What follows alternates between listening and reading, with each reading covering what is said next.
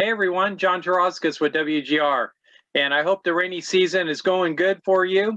Thank you so much for all the hard work doing those storm observations during the last week of January, first week of February.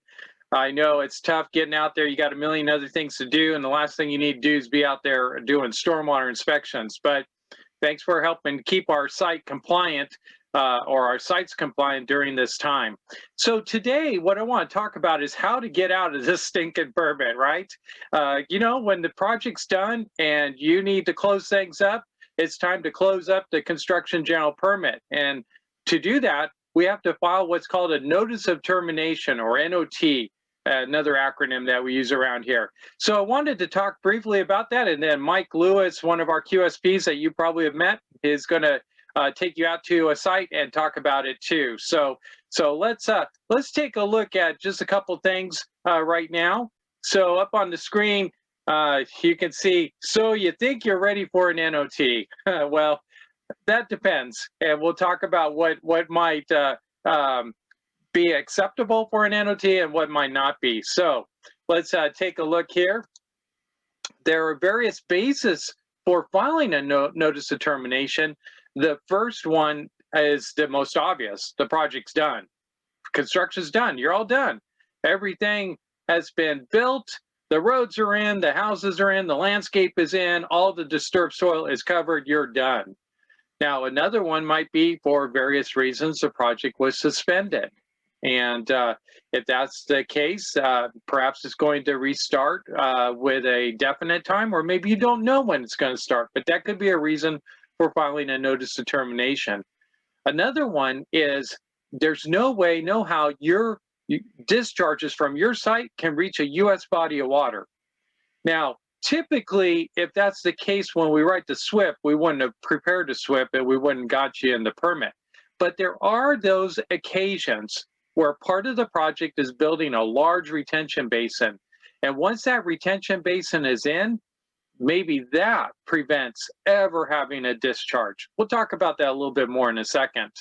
And then another reason is that the project's under another NPDES permit. That's kind of rare, but what's not rare is when projects change hands, ownership changes. Now, sometimes that is from a parent company to a daughter company, or to someone with a, another entity in the Discovery ADCino family, or it might be going to a whole nother developer or from another developer. But if the ownership is changing hands, then that's going to necessitate a notice of termination, because these permits are not transferable. And then the water board also leaves it open that there could be other reasons. But let's take a look at the most common ones. The most common is that the project is done. Well, we get this question asked a lot. Okay, I'm just doing interior work. Can I file a notice of termination? And the answer is typically no. I won't completely rule it out, but typically not. And here's why. Let's take a look at some of the things that you have to meet in order to get an NOT accepted. So the first one is the permit says all elements of the SWIP have been completed.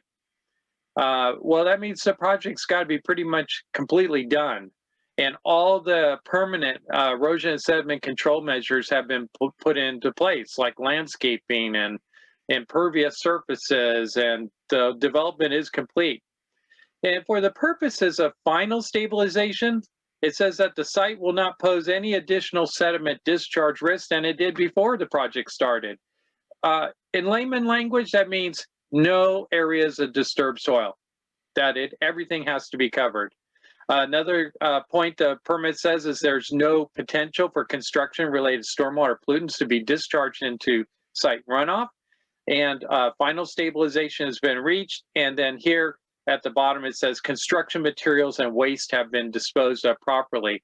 So usually that's the fly in the ointment for the interior work only, because even though mostly interior work is being done, usually there's some sort of outdoor presence. If nothing else, the porta potties and a waste bin and maybe some storage. But I won't say it's not possible, but it's highly unlikely that you can get an NOT when you're just doing interior work.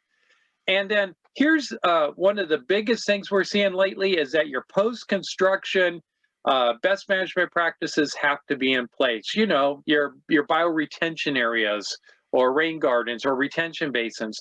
Mike's going to talk about that here in a moment, so I'll just let him kind of take that along. And then the final one here is that all construction-related equipment, materials, and temporary BMPs, you know, spiral roll, silt fence, track out control, DI protection, anything no longer needed or not meant to be permanent are have been removed from the site.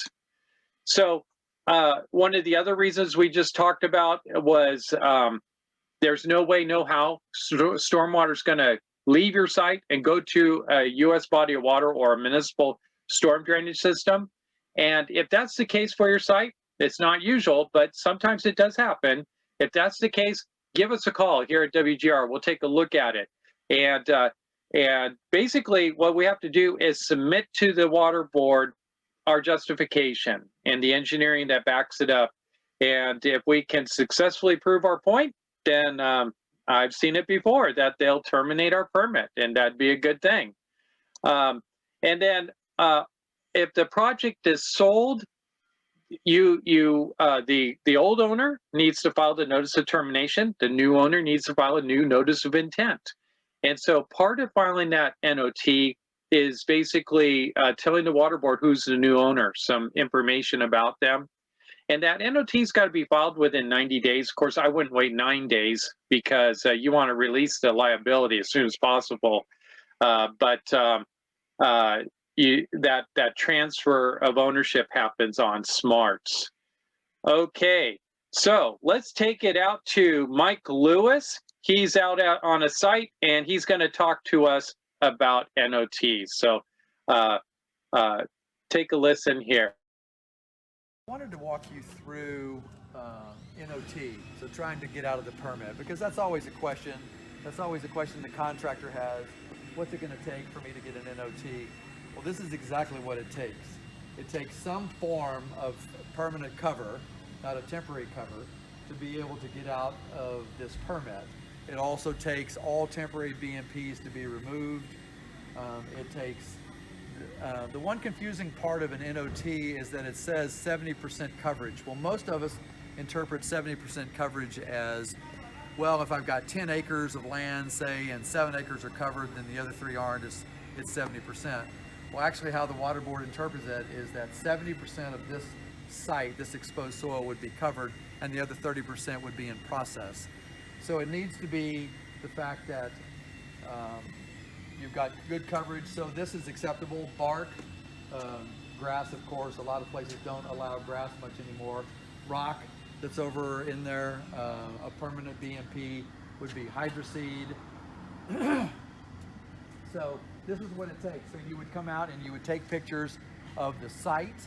You would take photos first, then you would take the site map, and you would put the site map together with the photo locations so that the water board could take the map and look, because they're going to download the map from the SWIP that's uploaded into Smarts, and they're going to look at your map and at their map and make sure that the footprint is the same, and then they're going to want to see where your photo locations are, and they're going to line up. Also, one of the big things with a NOT now, and has been for some time, but it's been a topic that the water board has really been pushing back on, is the post-BMP standards. So what they're saying is, if you have all this pervious ground and all of a sudden you're making it impervious because you're putting homes and driveway and hardscapes and asphalt and things, what are you doing with the stormwater? So when you get to certain cities, either a city or a county will condition the site to say, okay, what are we doing with the stormwater? We're either creating a retention basin, either to the back of the subdivision, within the subdivision. They may have water features in the lawns, they may have water gardens. This could be impervious and have vaults underneath it. It could be any number of things. But when you turn in an NOT to the state, they're gonna wanna know what the post-BMP long-term maintenance plan is. So if you don't have one, they're gonna push back and say, okay, who conditioned the site? And we need to have that plan. So that's one of the things that has to happen. So NOTs seem to be pretty simple.